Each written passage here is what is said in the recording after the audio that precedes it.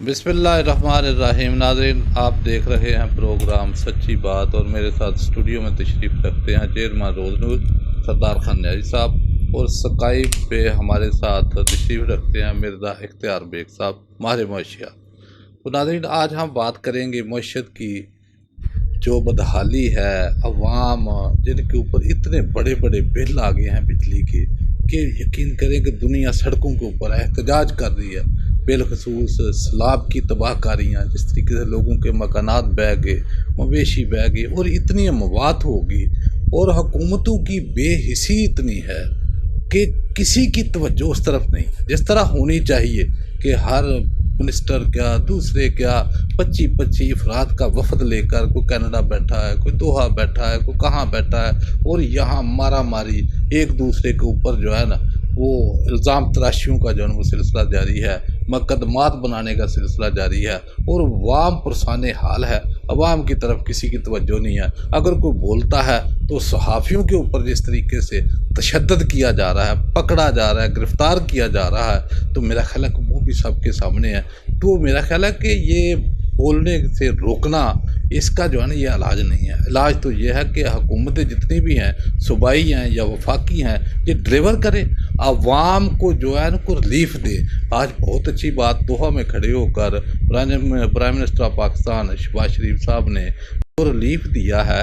कोई 1,71,00,000 सार्फिन जो वापदा के हैं, उनको जो फ्यूल एडजस्टमेंट की मद में बिलों में इजाफा हुआ था, बेशुमार इजाफा, मेरा ख्याल है उससे उनको इस्तिस्ना दिया है। वो 3 लाख सार्फिन जो है वो वापदा के हैं, जिनको एग्रीकल्चर जो इस्तेमाल करते हैं ज़रूरियात के लिए, तो उनको भी रिलीफ दिया है। तो इस तरह के अगर रिलीफ देंगे तो वो आम ज़रूर सराहेगी, कैसे नहीं सराहेगी। और सियासत जो है ना वो सियासत की तरह करें, ये नहीं कि अगर सियासी मैदान में किसी का मुकाबला नहीं होता तो उसके ऊपर मुकदमात बनाने की कोशिश करें, उसके ऊपर कोई दहशत गर्दी, कोई गद्दारी के मुकदमात या कोई इस तरह की सारी दुनिया देख रही है। तो मेरा ख्याल बेहतरीन जो तज़िया है वो तो हम लेंगे अपने सरदार साहब से। तो सरदार साहब, आप क्या कहेंगे जो हालात हैं मुल्क के जिस तरफ जा रहे हैं?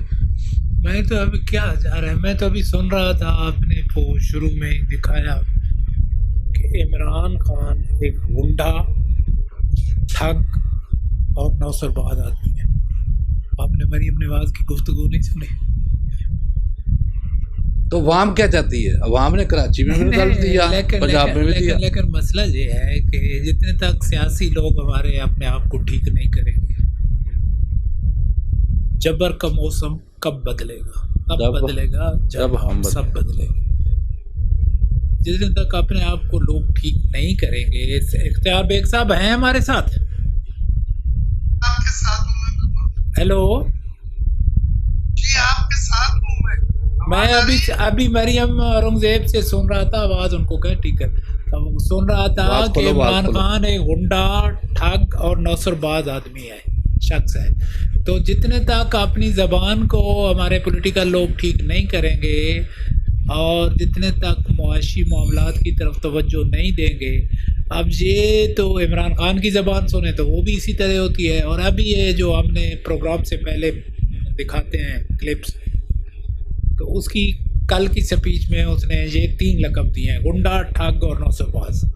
अब जब ये हम अल्फाज का चुनाव सारी रात इतना बुरा करते हैं, फिर सुबह वो बोलते हैं, और उनको लीडर साहबान जो मिनिस्टर इमरान खान के भी थे, तो फवाद चौधरी था या जो भी थे, उनको शाबाश देता था सुबह वज़ीर आज़म जो इस किस्म के अल्फाज बोलता था। तो ये भी नवाज शरीफ और शहबाज शरीफ शाबाश देते होंगे। तो इस हालात में इकानमी कैसे, इकानमी के मामलात ठीक होंगे? नहीं, आपने बिल्कुल सही की रख पे हाथ रखा है, मुझे दुख की है। असल मसला यही है कि अदम बर्दाश्त की सियासत, इसमें हम एक दूसरे को इस हद तक गिरा के हम बात करते हैं कि ये आज आखिरी दिन है, फिर कोई मौका नहीं मिलना। उससे ये होता है कि हमें जो लिमिटें होती हैं, जो पॉलिटिक्स की एक हदूद होती हैं, वो हमें नहीं पता। वो हम किसी हद तक भी प्लान के दूसरे के बारे में हमला करते हैं, अल्फाज इस्तेमाल करते हैं, उसके करैक्टर असैसिनेशन करते हैं।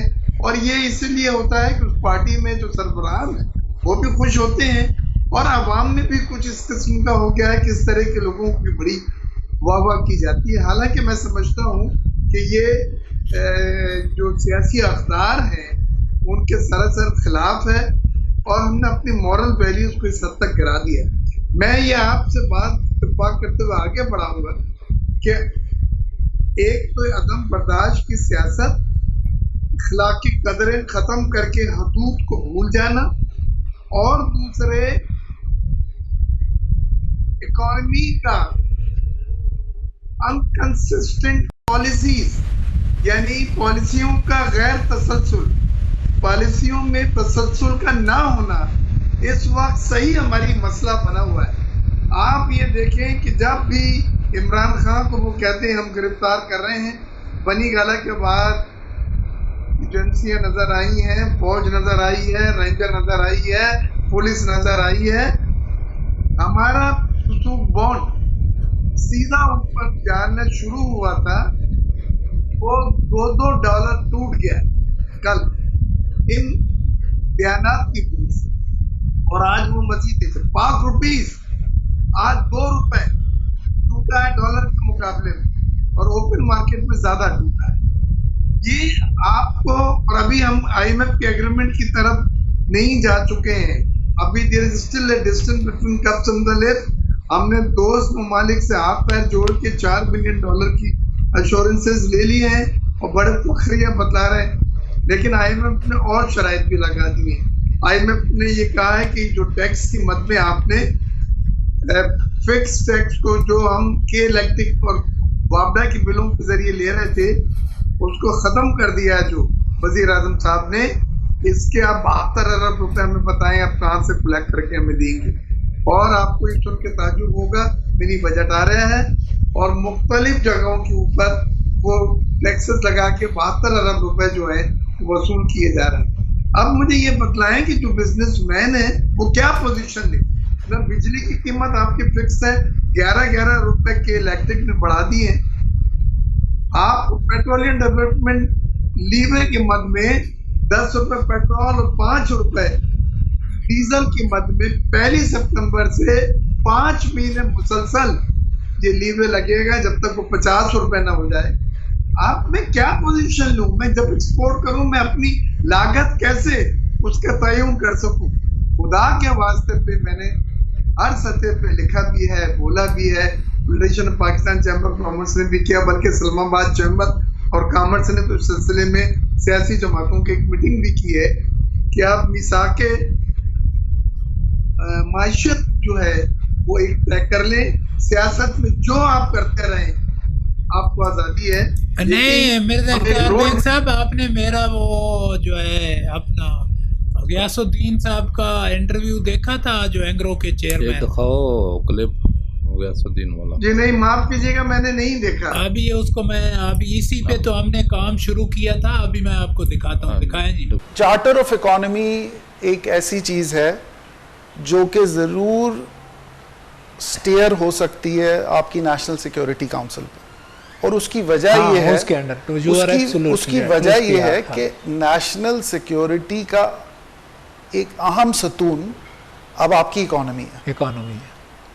تو اب اکانومی اگر ہم مانتے ہیں، تسلیم کرتے ہیں کہ نیشنل سیکیورٹی کا ایک اہم ستون ہے، تو پھر نیشنل سیکیورٹی کاؤنسل ایک آپ کے پاس باڈی ہے جس کے جو which is headed by the prime minister, democratically elected prime minister, اور اس میں جو آپ کے ریلیونٹ منسٹرز ہیں وہ شامل ہیں، اور اس میں آپ کی کچھ سروسز چیفز بھی شامل ہیں. تو ایک باڈی جو بنی ہوئی ہے اس کو استعمال کیا جا سکتا ہے.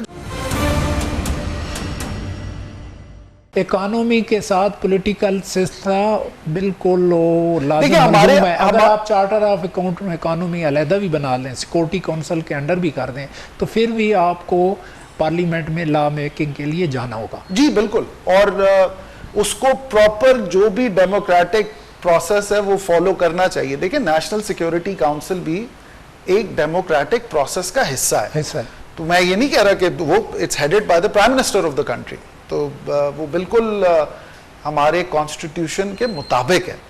آئی تھنک کہ وقت اب یہ آ گیا ہے کہ ہم فوکس اپنا اکانومی پہ لائیں اور جو سٹیپس ہمیں لینے ہیں اگلے کچھ سالوں میں ان کو ہم ایک چارٹر بنائیں یا کچھ کہیں اس کو, اور وہ ہمیں فالو کرنے چاہیے ریگارڈلیس آف کہ کون گورنمنٹ ہے. اور یہ دنیا میں ہمیں مثالیں ملیں گی. بنگلہ دیش ایک مثال ہے. آپ یہ نہیں دیکھتے کہ اوورسیز یا فارن انویسٹر ہمارے ملک میں سیکورٹی کے حالات, غیر یقینی صورتحال, یہ جتنے تک ٹھیک نہیں ہوتی تو باہر کی کمپنیاں انویسٹمنٹ کے لیے آئیں گی؟ دیکھیں جی, باہر کی کمپنیاں, اور جس چیمبر کو میں ریپرزینٹ کرتا ہوں, overseas investor chamber of commerce and industry, ہم سرویز کراتے ہیں اپنی ممبر کمپنی سے. تو اس کے اندر جو ہمیشہ سب سے ایک چیز جو نظر آتی ہے وہ یہ آتی ہے کہ consistent policy frame work for different industries. یہ بہت ضروری ہے.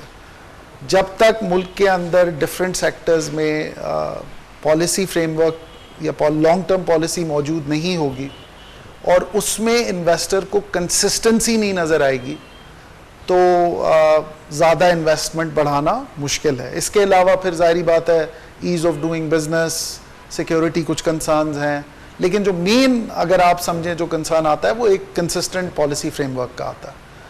اور اس پہ ہمیں ضرور کام کرنا ہوگا. اور جس چارٹر آف اکانومی کی ہم بات کر رہے ہیں اس کے اندر ایک جو میجر ایریا ہے وہ یہی ہے کہ ہمارے ملک میں انڈسٹریل پالیسی ہو اور ڈفرینٹ سیکٹرز کو گورن کرنے کے لیے پالیسیز ہوں, بھلے وہ فرٹیلائزر ہو, پاور ہو, آٹوز ہو, پیٹرو کیمیکلز ہو, ای این پی ہو. ہمیں یہ اس کی سخت ضرورت ہے. تو آپ ابھی یہ جو شہباز شریف صاحب گئے ہیں وہاں, اور یہ بھی ایک اکانومی کا جو ہے نا اس کے سے ریلیٹڈ ہی معاملہ ہے کہ وہ ایل این جی پہ بھی بات کریں گے, یہ سوئی نادرن اور سوئی صدرن کو پرائیویٹائز بھی کر رہے ہیں, اور اس کی کوئی امکانات ہیں؟ اچھا, ایل این جی ٹرمینل کی بات کر رہے ہیں جی, اور ڈیفرڈ گیس کی سپلائی جو ہے اس پہ ٹوٹل دونوں چیزوں پہ 2 ارب روپے کی وہ ان سے فائنینشیل مدد کے لیے گئے ہیں.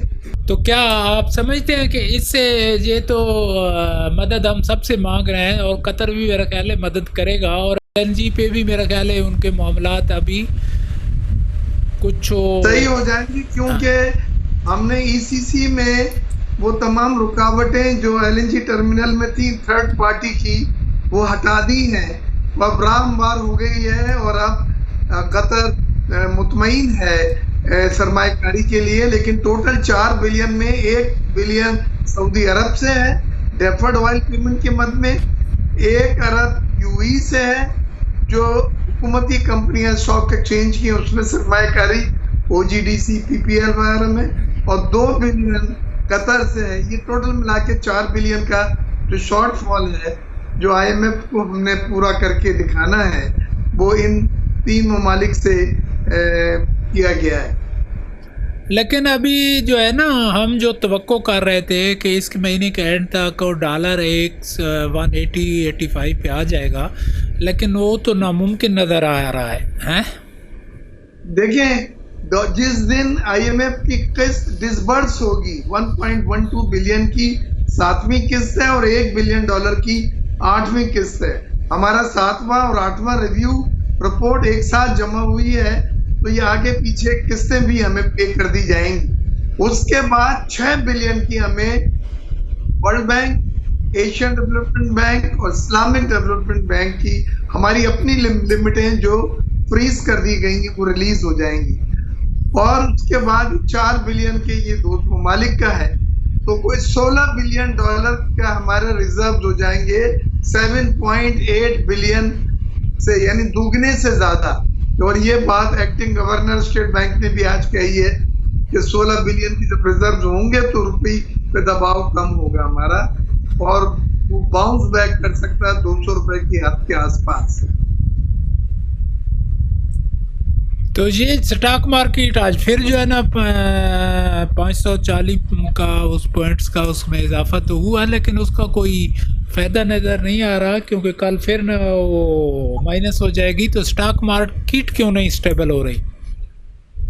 देखिए, स्टॉक मार्केट में अनसर्टनिटी है सबसे बड़ी वजह, नंबर 1, नंबर 2, नंबर 3 जो गैर यकीनी सूरत हाल है। कभी होता है कि इमरान खान साहब को गिरफ्तार करने जा रहे हैं, कभी वो कहते हैं कि जी मुस्लिम लीग नून के खिलाफ पर्चे कट गए KPK में, कभी वो ये कहते हैं कि जी राना मशहूर साहब जो हैं या तारन साहब गिरफ्तार कर लिए गए। ये सब चीजें इन्वेस्टर के लिए जहर कातिल है। इन्वेस्टर गैर यकीनी सूरत हाल से ही नहीं निकल पा रहे, वो वेट एंड सी में चला गया। वेट एंड सी 2-3 महीने की भी हो सकती है, वेट एंड सी साल की 6 महीने की भी हो सकती है। इख्तियार बेग साहब, ये जो है ना गयासुद्दीन साहब जो मेरे प्रोग्राम में आए, बड़ी गुफ्तगू हुई, और वो नॉर्मली किसी चैनल पे नहीं जाते, मेरे प्रोग्राम में ही आते हैं। जो जी बहुत सीनियर आदमी है, ओवरसीज इन्वेस्टर चैम्बर के ये सरबराह है। हाँ, और एंग्रो सबसे बड़ा ग्रुप है, उसके भी सरबराह हैं। उनका मैं एक बात जो वो कही है, मैं मेरे अच्छे दोस्त हैं उनसे इत्तेफाक करता हूँ। हाँ, तो वो ये जो है ना, ये अगर कर ले ना, मेरा ख्याल है कि एक तो देर पा पॉलिसी होनी चाहिए ताकि कोई गवर्नमेंट आए, कानूनी पॉलिसी में कोई चेंज ना आए, और दूसरी चीज़ है सिक्योरिटी काउंसिल के अंडर होनी चाहिए, और ये जो है वहाँ भी गवर्नमेंट भी होती है, पोजीशन भी होती है। तो ये मेरा ख्याल है इस पे अभी हमें सीरियस सोचना होगा, नहीं तो हालात बड़े ख़राबी की तरफ चले जाएंगे। जो आप कह रहे हैं ना, जहाँ तक कि गैर यकीनी सूरत हाल तो आगे बढ़ेगी, ये कम नहीं होगी। और इमरान को गिरफ़्तार भी करेंगे तो मेरा ख्याल है आगे सूरत हाल को ठीक नहीं होगी, और डिस्क्वालीफाई भी करेंगे तो ठीक नहीं होगी। को जो इमरान खान हो, जरदारी हो, नवाज शरीफ हो, उन लोगों को मुल्क से या मुल्क की मुआशी मामलात से तो कोई सरोकार नहीं है। जब मुफ्ता हो या शौकत तरीन हो, ये भी माशाल्लाह को रूट्स तो इनकी नहीं है पब्लिक में कि ये चीज़ों को डिमांड और सप्लाई पे नज़र हो इनकी, या एक गरीब आदमी को क्या चाहिए, उसकी ज़रूरत क्या है। ये भी बाहर से आते हैं, आके फाइनेंस मिनिस्टर बन जाते हैं। तो आप कैसे देखते हैं कि ये हम किस तरह इसका क्या करें? लोग तो नहीं बदलेंगे, हमारे सियासतदान तो नहीं बदलेंगे, तो क्या मकसद है कि आप क्या बड़ी परेशान कौन हालत है? पहली चीज़ तो यह है कि एक स्टेबल हुकूमत आए, एक मुस्तहकम हुकूमत आए। 2 सीटों से जीत के जो भी हुकूमतें आएंगी, उनका पैर के नीचे से कारपेट कभी भी खींचा जा सकता है। और मुस्तहकम हुकूमत आती है तो वो मजबूत फैसले मुल्की मफाद में कर सकेगी। वो उसके बारे में आपको डर ये नहीं होगा कि फिर दोबारा वोट ऑफ नॉन कॉन्फिडेंस लाया जा रहा है। तो इलेक्शन भी बहुत ज़रूरी है। मैं समझता हूँ IMF से डिसबर्समेंट के बाद, यानी IMF की किस्तों की अदायगी के बाद और IMF की शराइत पूरी करने के बाद, ये जो अनपॉपुलर डिसीजन है ये सब हो जाए, तो हमें आबाद की तरफ जाके मुस्तहकम हुकूमत को कायम करना है। वो मिनिमम शर्त है आपकी इकोनॉमी को संभालने के लिए। American business council, overseas investor chamber, federation of Pakistan chamber of commerce, Islamabad chamber, ये मुसलसल अब ये लोग बाहर निकल आए, क्योंकि अनसर्टनिटी इतनी बढ़ गई है कि आप कोई पोजीशन ले सकते। हम अपना माल नहीं बेच सकते 3 महीने बाद या 6 महीने बाद के लिए, हमें नहीं पता कि हमारी लागत क्या आएगी। ये तमाम चीजें जो हैं ये एक्सपोर्ट को भी मुतासर कर रही हैं, रुपए की कदर को भी मुतासर कर रही हैं। नाजरीन, अभी एक ब्रेक का वक्त हुआ जाता है, मिलते हैं ब्रेक के बाद। नाजरीन, आप सुन रहे थे मईशत की सूरत हाल। तो मईशत जहाँ से भी सुनेंगे ना, वो एक ही लफ्ज़ के ऊपर आकर ख़त्म हो जाती है कि अगर हमें IMF कोई 1 अरब 1.5 अरब को दे देगा कर्जा तो हम थोड़े खुश हो जाएंगे, अगर नहीं देता तो हमारी मईशत का बेड़ा गर्क। इससे तो कोई दूसरी राय नहीं है। इसको मौलाना साहब हमने इसलिए पहले डिस्कस किया क्योंकि प्राइम मिनिस्टर साहब आज गए हैं कतर, वहाँ से उनको इमदाद के मुतालिक भी कहा गया, وہ LNG کا بھی سلسلہ ہے. تو اس لیے معاشیت کو میں نے اکانومی کو آج پہلے رکھا, کیونکہ وزیر اعظم پاکستان انہوں نے بجلی میں بھی کنسیشن دی جس طرح آپ بتا رہے تھے. تو اس لیے کیونکہ معاشی سلسلے کی یہ ایک کڑی ہے, ٹھیک ہے غلط ہے جو وہ انہوں نے وہاں سے لینا ہے لون یا قرضہ یا وہ LNG پہ, تو اس وجہ سے ہم نے اس کو نمبر 1 پہ رکھا. دوسرا دیکھیں جو ملک کی سیاسی صورتحال ہے اور جو صحافتی جو ہے نا وہ بھی صورتحال سامنے نظر آ رہی ہے. جیسے بے تحاشا مقدمات صحافیوں کے اوپر جس طریقے سے گرفتاریاں کر رہے ہیں, گرفتار کر کے بھی کل بول ٹی وی کے جمیل فاروقی کو کراچی سے اریسٹ کیا. کل وہاں اریسٹ کر کے پھر اس کو 12 گھنٹے تک کپڑا ڈال کے پتہ نہیں کہاں غائب رکھا ہے, پھر اس کو مارا ہے, پھر وہ کہہ رہا ہے کہ مجھے ننگا کیا. یہ جو ننگا کرنے والی ریت ہے یہ کیا میسج دے رہے ہیں ہم عوام؟ آپ نے دیکھا ہوگا ننگا نہیں, وہ خود کہہ رہا ہے, جس کو کیا وہ کہہ رہا ہے, ہم کسی کی بات تو کوڑ نہیں کرتے. زیادتی ہے, مقصود زیادتی ہے, ظلم کہہ سکتے ہیں.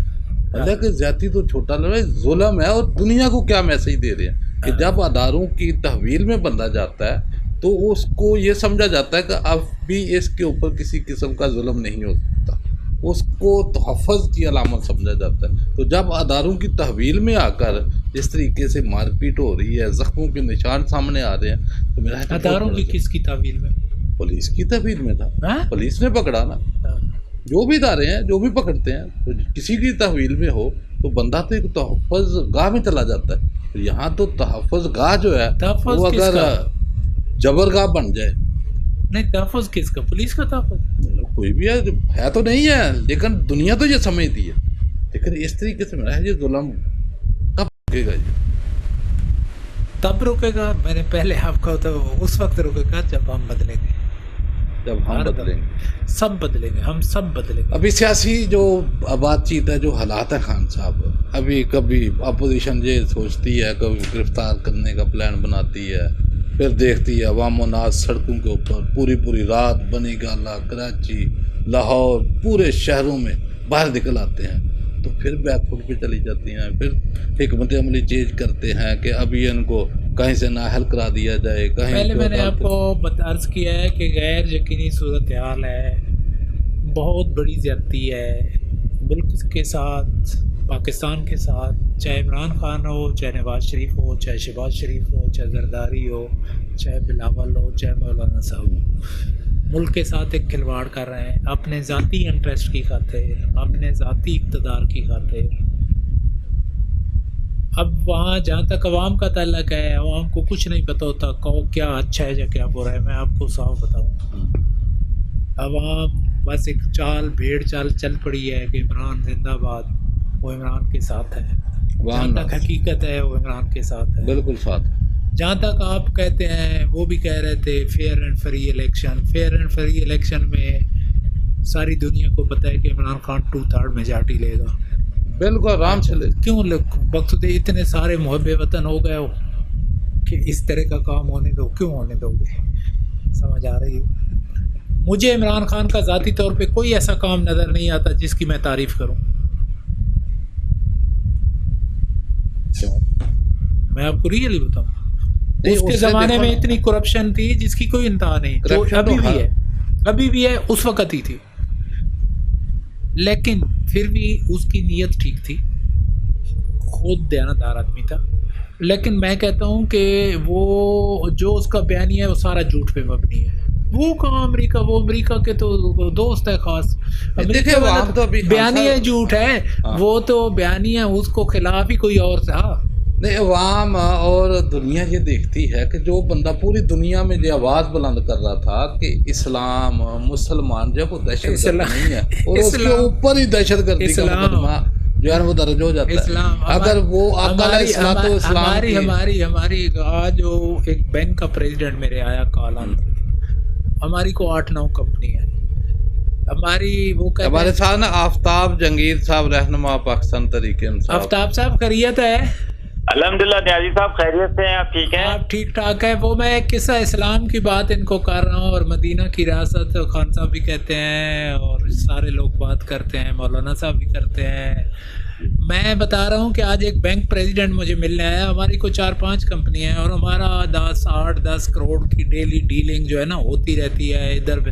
اس نے کہا نہیں صاحب, ہم بینک میٹنگ میں ہم پریشان تھے, سوچ رہے تھے کہ آپ اگر انٹرسٹ لیں تو آپ کا ڈیلی کا 1,00,000-1.25 روپیہ بنے گا آپ کی کمپنیوں کا, تو آپ سود نہیں لیتے. اور اتنے کئی سالوں سے جب سے کاروبار شروع کیا ہے, تو میں کہا یہی تو قربانی ہوتی ہے کہ خود پہلے قربانی دو کہ سود نہیں لینا, کیونکہ فکس اکاؤنٹ میں پیسے رکھے نا تو سود دن کا بھی ملتا ہے, گھنٹوں کا بھی ملتا ہے. اچھا, تو بات یہ ہے نا کہ اسلام کا نام تو ماڈلہ صاحب بھی بڑی اچھی آیت بھی پڑھتے ہیں, وہ بھی پڑھتے ہیں. نام تو لینا آسان ہوتا ہے مدینہ کی ریاست, لیکن IMF کے ساتھ کنٹریکٹ کر کے تو مدینہ کی ریاست کا نام لینا میرا خیال ہے زیادتی ہوگی. تو آپ کیا دیکھتے ہیں, کراچی کیوں ہار گئے ہیں؟ میں نے تو سمجھا آفتاب جہانگیر صاحب کا ایریا ہے کہ وہ کراچی جیت گئے ہیں, ساری کراچی جیتے ہیں, لیکن اس میں آگے یہ جو بندے کو صحافی کو مارے ہیں اس میں آپ آ رہے ہیں. نہیں نیازی صاحب, ہم کراچی جیتے ہیں ماشاءاللہ, پولنگ اسٹیشن جیتے ہیں, لیکن یہ جو صحافی کا بتا رہے ہیں کہ اتنا مارا گیا ہے, کراچی کی پولیس کی تعویل میں تھا, تو اس پہ آپ لوگوں کا کوئی رد عمل نہیں آیا. اچھا, جمیل فاروقی کی بات کر رہے ہیں آپ. اچھا دیکھیں, بات یہ ہے کہ نیازی صاحب, اب آپ نیازی صاحب ہیں ماشاءاللہ, اور بہت مشکل ہوتا ہے آپ کی طرف کسی کو دیکھنا, کیونکہ انہیں پتہ ہے کہ نیازی صاحب کی بنیادیں بڑی مضبوط ہیں. تو لیکن یہ جو بیچارے ہمارے نوجوان صحافی ہیں, تو مضبوط ہوتی تو عمران نیازی کو آپ اتنا تنگ کرتے؟ نہیں, ہم تو نہیں کرتے, آپ کو پتہ ہے ہم تو اس کے وہ ہیں صفائی ہیں, سمجھے نا. اور میں تو ویسے بھی نیازیوں سے بہت ایک محبت رکھتا ہوں, کیونکہ میرا جو لیڈر ہے وہ بھی نیازی ہے, اور میرے پسندیدہ آپ نیازی ہیں, تو میرے لیے تو نیازیوں کی بہت اہمیت ہے. اچھا, میں یہ کہہ رہا ہوں کہ دیکھیں, بات یہ ہے کہ جب ملکوں کے اندر بولنے پر پابندی ہو جائے, جب لوگوں کی زبان بندی ہو, جب بچوں کو سوچنے کا موقع نہ دیا جائے, جب مطلب لوگوں کو کچھ کرنے نہ دیا جائے, تو پھر آپ جتنا مرضی خواب دیکھ لیں, ریاست مدینہ کا خواب دیکھیں, آپ جس کا مرضی خواب دیکھیں, وہ پورا نہیں ہو سکتا. دیکھیں, دنیا بہت آگے جا چکی ہے, آپ کس طرح لوگوں کو روکیں گے؟ آپ نہیں روک سکتے. تو لہٰذا آپ جو ہے لوگوں کو آزاد کریں. لوگ خود جب صحافی کو آزاد کریں گے, یا چینلز کو آزاد کریں گے, یا لوگوں کو آزاد کریں گے, تو لوگ خود فیصلہ کریں گے کون صحیح ہے اور کون غلط ہے. تو انہیں اختیار دیں, عوام کو اختیار دیں کہ وہ فیصلہ کریں کہ کون صحیح ہے کون غلط ہے. ہمارے یہاں یہ ہے کہ ہم کہتے ہیں, چند لوگ ہیں وہ کہتے ہیں نہیں, فیصلہ ہم کریں گے, عوام اس پر ہو, وہ جو کہتے ہیں نا ہمارے آرڈر کو مانے, بس.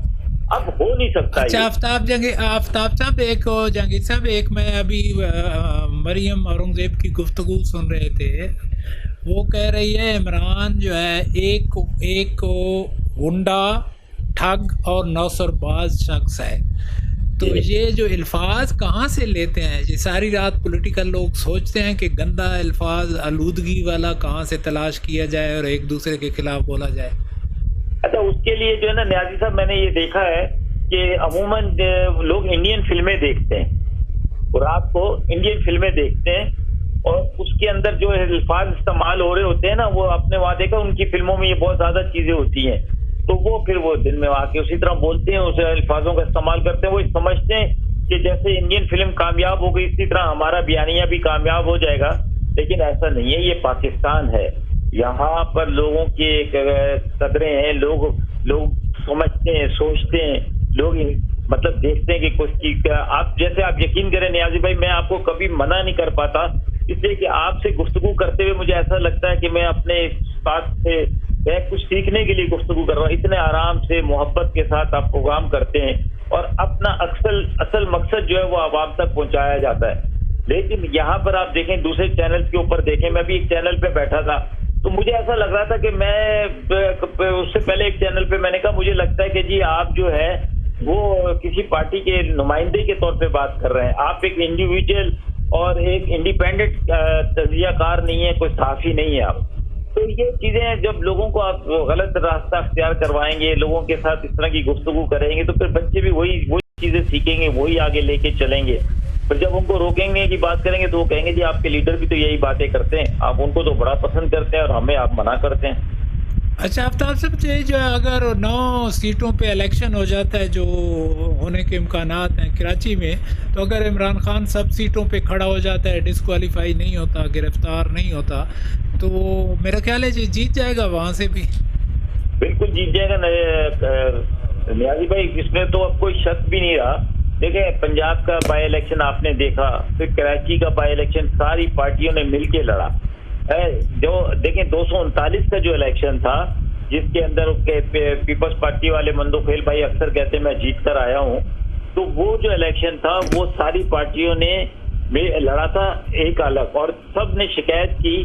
مسلم لیگ نون نے شکایت کی کہ جی دھاندلی ہوئی ہے, اسی طرح ایم کیو ایم نے کی, اسی طرح پی ایس پی نے کی, ہم نے کی. لیکن اس وقت تو ساری پارٹیاں ایک طرف تھیں اور پی ٹی آئی ایک طرف تھی, اور کسی نے کوئی شکایت بھی نہیں کی کہ جی کوئی دھاندلی ہوئی, کیونکہ اتنا پرامن طریقے سے الیکشن ہوا. تو میں یہ سمجھتا ہوں کہ فیئر الیکشن کرا لیا جائے تو پھر یہ اس ملک کا جو ہے نا مسئلہ وہ حل ہوگا. جب تک آپ الیکشن نہیں کرائیں گے, عوام کو ان کا اختیار نہیں دیں گے کہ وہ ووٹ کے ذریعے جس کو سمجھتے ہیں اس کو منتخب کریں, تو جب تک ملک آپ آگے نہیں چل سکے گا. یہ تو 71 سے ایسا ہو رہا ہے, یہ آپ کیسے سوچ سکتے ہیں کہ فیئر الیکشن ہوں گے؟ اچھا یہ ہم سوچ نہیں سکتے, لیکن ہم خواہش تو کر سکتے ہیں, اللہ سے دعا تو کر سکتے ہیں کہ اللہ میاں جو ہے کوئی آسانی کا معاملہ فرما, ہمارے ان اداروں کو سمجھا جن کے ذمے یہ کام ہے کہ وہ عوام کی صحیح ترجمانی کریں, اور وہ جس کے حق میں فیصلہ کریں, چاہے وہ پی ٹی آئی کی کریں, نون لیگ کے کریں, پیپلز پارٹی کی کریں, جس کے حق میں مرضی چاہے فیصلہ کریں, تو پھر انہیں جو ہے حکومت کرنی دینی چاہیے. اور 5 سال, اگر 5 سال آپ کو زیادہ لگتے ہیں تو قانون سازی کر کے اس کو 4 سال کر لیں, جیسے امریکہ کے اندر 4 سال کی حکومت ہوتی ہے, تو آپ 4 سال کر لیں, لیکن 4 سال حکومت کرنے دیں, اچھی کرے بری کرے, پھر عوام کو فیصلہ کرنے دیں, تو پھر کہیں جا کے ملک کے اندر جمہوری نظام مضبوط ہوگا. لیکن اگر اس کے درمیان میں ہی آپ جو ہے حکومتوں کو آگے پیچھے کر دیں گے طاقت کے زور پہ, تو پھر میں سمجھتا ہوں کہ پاکستان پھر اسی طرح چلتا رہے گا, فلڈ کے بہت برے حالات ہیں, بھیک مانگتا رہے گا, وہ اپنے پاؤں پہ کبھی بھی نہیں کھڑا ہو سکے گا. یہ جو ہے نا سیلاب کے بہت برے حالات ہیں بلوچستان میں, سندھ میں, تو اس میں سندھ گورنمنٹ کوئی ایکٹیولی پارٹیسپیٹ کر رہی ہے؟ اچھا دیکھیں سندھ گورنمنٹ کی تو صورتحال آپ کے سامنے ہی ہے کہ وہ اب تو کل لاڑکانہ میں وہ گئے تو لوگوں نے وہاں بلاول صاحب کو گھیراؤ کر لیا کہ جی آپ آتے ہیں تصویریں کھنچانے کے لیے, لوگ یہاں پریشان مر رہے ہیں, بھوکے مر رہے ہیں, نہ سر چھپانے کی جگہ ہے, لوگوں کا جو بھی مال اثاثہ تھا جو کچھ بھی تھا وہ سب پانی کے اندر بہ گیا ہے, جانور بہ گئے, انسان بہ گئے. تو بہرحال میں تو اس وقت یہ سمجھتا ہوں کہ بشمول پی ٹی آئی کو بھی اس میں شامل کرتا ہوں کہ ہمیں سیاست کو تھوڑے دنوں کے لیے آگے پیچھے کر کے اور فلاحی کاموں کی طرف توجہ دینی چاہیے. اور میں نے تو اپنے گروپ میں کہا بھی ہے کہ خان صاحب کو چاہیے کہ اس وقت عوام سے اپیل کریں تاکہ ہم سب مل کر جو ہمارے بہن بھائی مشکل میں ان کو مشکلات سے نکالیں. یہ تو آپ بڑی آئیڈیل بات کر رہے ہیں, اور یہ کیسے سنی جائے گی آپ کی تحریک انصاف والے نکال ہی نہ دیں آپ کو پارٹی سے؟ کوئی نیازی صاحب کو نکال دیں گے تو مجھے امید ہے کہ نیازی صاحب مجھے اپنے چینل پہ رکھ لیں گے, میں ایک آدھ شو کر ہی دوں گا, لیکن جو حق و سچ کی بات ہے وہ تو کرنی ہے. یہ ہم تو روزانہ یہی بات کر رہے ہیں کہ کچھ دن صبر کر جاؤ, غریب لوگ بیگار ہو گئے ہیں. اور اس سے اندازہ لگائیں نیازی صاحب کہ وہ بلدیاتی الیکشن وہ آگے پیچھے نہیں کر رہے. بھائی انہیں چاہیے کہ تھوڑے سے دن, 15 دن, 20 دن, مہینہ, بلکہ 2 مہینے کر لیں. آپ الیکشن کو آگے کریں اور اس پر توجہ دیں سب, اور اس کے بعد جو ہے اور الیکشن میں جو کچھ لوگوں کی وہ ہے کہ جی اس میں حلقہ بندیاں صحیح نہیں ہوئی, اس کے اندر یہ ہوا کہ کہیں پر 5000 پہ یو سی بنی ہوئی ہے اور کہیں پر 60,000 ووٹوں پہ یو سی بنی ہوئی ہے, تو یہ انصاف نہیں ہے. تو ان چیزوں کو بھی صحیح کر کے پھر ایک دفعہ صحیح الیکشن کرایا جائے تو بلدیاتی نظام مضبوط ہوگا, تو آپ کے یہ مسائل بھی سارے حل ہوں گے. نہیں, ابھی جو فلڈ سے بری حالات ہیں نا, تو یہ آپ کی بڑی اچھی تجویز ہے, اور کافی دنوں سے میں بھی یہی بات کر رہا ہوں کہ پہلے اس طرف توجہ ہو, لیکن پکڑ دکڑ, ایک دوسرے کو گالی, मतलब कोई समझ नहीं आती कि इनको लोगों को, पॉलिटिकल लोगों को ताकत और पावर के हिर्स ने पागल कर दिया। तो न्याजी भाई हकीकत में ये मैं आपको बताऊं, आप यकीन करें, आप उठा के देख लें, चैनल्स उठा के देख लें, आप आम गुफ्तगू, लोग जो है बहुत सा परेशान हो गए। मुझे तो खौफ इस बात से आ रहा है कि ऐसा ना हो कि लोगों का, हम सियासी लोगों पर से एतमाद उठ जाए और वो कहीं ये ना कहें कि जी फौज आ जाए, कोई और तरीक़ेकार अख्तियार कर लिए जाए ताकि हमारी इन सियासतदानों से जान छुड़ाई जाए। जिसको जहां दौर लग रहा है वो अपना वो निकालने के लिए तुला हुआ है। कि आप देखें ये 4-5 महीने से आप सवाए आप लोगों के साथ ये करने के मुकदमात बनाने के लिए किसी और के और कुछ और बात नहीं कर रहे। देखें शहबाज गिल ने, न्याजी भाई, आप बहुत बड़े सीनियर सहाफ़ी हैं, आपका माशाल्लाह अखबार भी है और सीनियर तरीन भी है और आप इनकी नुमाइंदगी भी करते हैं। देखिए अगर हमें बोलने का हक तो दो। अगर आप जुबान बंदी कर देंगे कि आप जजेस के खिलाफ आप नहीं बोल सकते, फौज के खिलाफ आप नहीं बोल सकते, ब्यूरोक्रेसी के खिलाफ आप नहीं बोल, लेकिन ये जो बातें ये बोलते हैं ना वो दूसरे भी बोलते रहे, पीपल पार्टी वाले बोलते रहे। कितनी बड़ी बात है कि मैंने भी एक प्रोग्राम में कह रहा था कि ये नारे लगवाना मरियम नवाज साहिबा ने कि इस सारी जो मुल्क के अंदर दहशतगर्दी हो रही है इसके पीछे वर्दी है, इसके पीछे फौज है, ये कितना बड़ा इल्जाम है जिसके ऊपर तो बहुत पहले 1 मिनट के अंदर मुकदमा बनाना चाहिए था और इबरतनाक सजा देनी चाहिए थी कि आपने हमारी फौज को पाकिस्तान के अंदर एक आदमी मिलता है ना इबरतनाक के लिए, वो शहबाज गिल मिल गया है। अच्छा देखिए, शहबाज गिल ने जो बात की है वो अपनी जगह पर है और उसको हर आदमी को एहतियात के दर्जे में बात करनी चाहिए। लेकिन हम ये देखते हैं कि जी जरदारी साहब ये कह रहे हैं कि आप 3 साल के लिए हो, 3 साल के बाद मैं आपकी ईंट से ईंट बजा दूंगा। आप इसको क्या कहेंगे? फिर अयाज सादिक साहब जो के पार्लियामेंट के अंदर खड़े होकर कह रहे हैं कि जी आर्मी चीफ जो है वो आ रहा था, आए थे तो उनकी टांगें कांप रही थी, उनके माथे पे पसीना था तो कि जी इंडिया हमला करने वाला है। आप मुझे बताएं, अपने सपा सलार को बोलें कि इसकी टांगें कांप रही थी, तो मैं फिर तो वो ये सुन के ये इंडिया वाले तो खुश हो जाएंगे कि अभी तुमने कुछ किया भी नहीं है तो उनकी टांगें कांपने लग गई हैं। लेकिन अभी तो वो कहते हैं, सारी पार्टी कहती है अल्लाह के वास्ते हमें ना छोड़ के जाना। वो क्या गाना क्या है? गाना क्या है? अकेले मत जाना, अकेले ना जाना, हमें छोड़ के अकेले ना जाना, हमें मत छोड़ के जाना, हमें ना जाना छोड़ के इमरान के पास में। अभी तो हालात ये है। नियाजी भाई बात ये, मैं सही बात बताऊं आपको, इतना खूबसूरत मुल्क है, अल्लाह ने हमें एक नेमत दी है, हमने इसकी कदर नहीं की। हमने भी 75वीं सालगिरह तो मनाई है, लेकिन बड़ा दिल दुखता है। यकीन करें, आप कराची के अंदर आए, आप कराची में रोडों पे निकलें, आपकी तकलीफ आपको इतनी होगी कि आपको एहसास होगा कि हमने क्या किया है जुल्म। कि उस शहर के साथ जो 95% रेवेन्यू कमा के देता है सूबे को, 65% रेवेन्यू कमा के देता है वफाक को, उस शहर का क्या हाल है। गंदगी के ढेर बने हुए, स्कूल नाम की, सरकारी स्कूल नाम की चीज कोई नहीं है, कोई सरकारी वो नहीं है, डिस्पेंसरियां नहीं है, रोडें टूटी हुई हैं। मतलब मैंने एक दिन गारे मजाक का पार्लियामेंट में भी ये बात की थी, तो अब तो मुझे वो बात बिल्कुल सच लगती है कि किसी खातून को, हामला खातून को इस रोड पे 2 चक्कर दिलाएं तो वो गाड़ी में डिलीवरी कर देगी। ये क्या है? मैंने आफ्ताब जंगीर साहब पहले भी शायद आपको बताया हो, कराची का बहुत बुरा हाल है। ये खुर्शीद शाह ने जो हॉस्पिटल बनवाया है, ये किस सिलसिले में बड़े अच्छे हॉस्पिटल बनाए?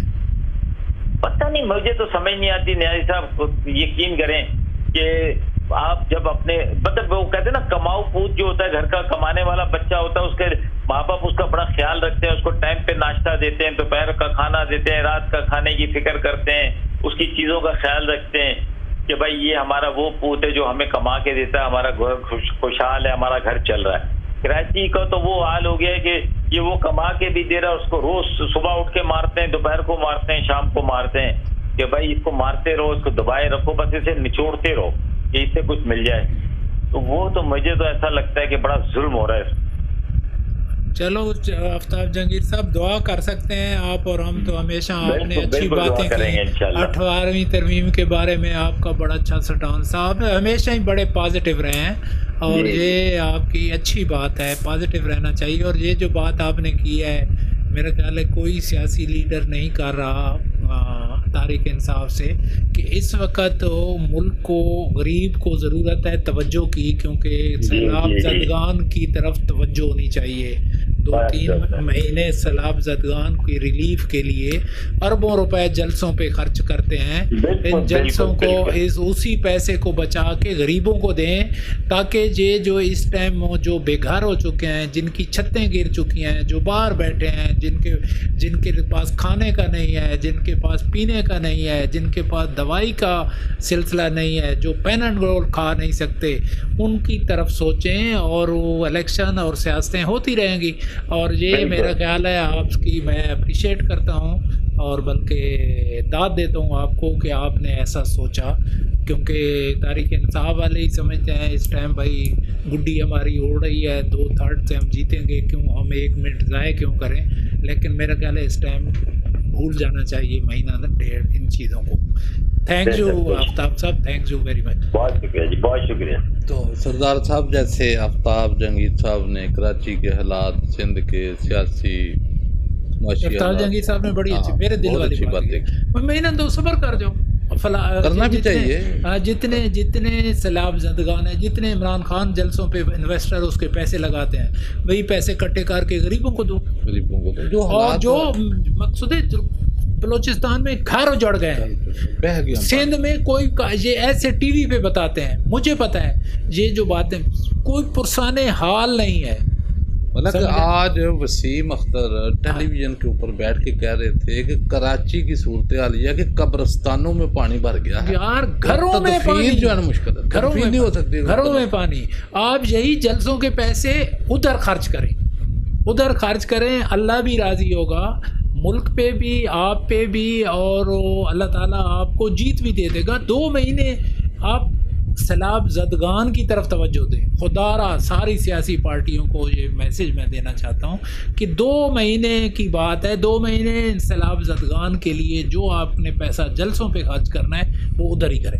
جلسوں پہ پھر باقی جو زیادہ یہ دوروں کے اوپر جو خرچے ہو رہے ہیں ان کو کم کریں. 20-20 25 آج میں پڑھ رہا تھا کہ کینیڈا کو دورے پہ گیا میرا اسپیکر صاحب، پڑھنے کو 2 درجن کے قریب بندے لے گئے ہیں. یہ بھی شہباز شریف بھی 2 درجن لے گئے. بنگلہ دیش کا بہت، وہاں 5 بندوں کا گیا ہے، اور پھر وہاں نہیں جانا چاہیے، ہوٹلز نہیں کرنا چاہیے. فضول خرچی، یہی تو فضول خرچی ہے، بھیک مانگ کے یہی تو فضول خرچی ہے. وہ ہم نے عمران خان آیا تو اس نے کہا جی میں گورنر ہاؤس کو دفتر بنا دوں گا، لائبریری بنائیں گے، یونیورسٹی بنائیں گے. اس کو میں پرائم منسٹر ہاؤس کو یونیورسٹی بنا دوں. کہاں بنی؟ کوئی بندہ ایسا نہیں آیا ملک کے اندر جو اپنی بات پہ ڈٹا رہے اور کر کے دے. قائد اعظم فرماتے ہیں کہ میں کام کرنے سے پہلے نہیں سوچتا، کام کرنے سے پہلے کام کر کے اس کو کامیاب کرتا ہوں. یہی ہے نا، مطلب اچھے لیڈر کی تو نشانی یہ ہے، یہ کام یہ جو ہے نا، جو کام جو ہے فیصلہ کرنے سے پہلے نہیں سوچتے، جب فیصلہ کر لیا تو اس کو کامیاب کیا. حکمت عملی بھی ہے. اور یہ جو ہے یہ فیصلہ کرنے سے پہلے سوچتے ہیں، بات بھی کرتے ہیں، پھر اس کو ناکام کرنے کی خود محنت کرتے ہیں. مطلب تھنک بیفور یو لیو، کہ آپ بولنے سے پہلے 1000 دفعہ سوچیں، اور جب بول جاتے ہیں، یہ لیڈروں کا شیوا ہونا چاہیے، جب بولتے ہیں تو اس کے اوپر پھر بالکل ثابت قدم ہو جائے اور اپنے ارادے پکے باندھے. آپ کا لیڈر اسی طرح کسی پہ ثابت قدم نہیں، لیڈر کی تو بات ہی نہیں ہے نا، وہ تو سارے ہی کہہ چکے ہیں کہ اصل طاقت کہیں اور ہوتی ہے، جہاں وہ طاقت ہوتی ہے. اصل طاقت والے کہتے تھے گورنر ہاؤس کو دفتر نہ بناؤ، پرائم منسٹر ہاؤس کو وہ یونیورسٹی نہ بناؤ.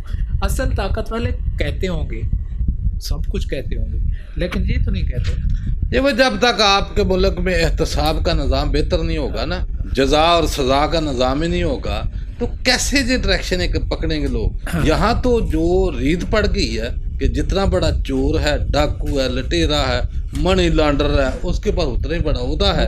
جب یہ ریت ختم نہیں ہوگی. کہتے ہیں عرفان صدیقی صاحب پروگرام کرتے تھے روز نیوز پہ، وہ प्राइम मिनिस्टर के एडवाइज़र लगे और नंबर 1 पूरे मुल्क को वो चलाते थे। अब मांडला साहब रोज़ न्यूज़ पे प्रोग्राम करते हैं और इन्होंने जाके उसको अपना इमरान खान का एडवाइज़र बनना है जब वो जीता था। इसी के साथ प्रोग्राम ख़त्म करते हैं।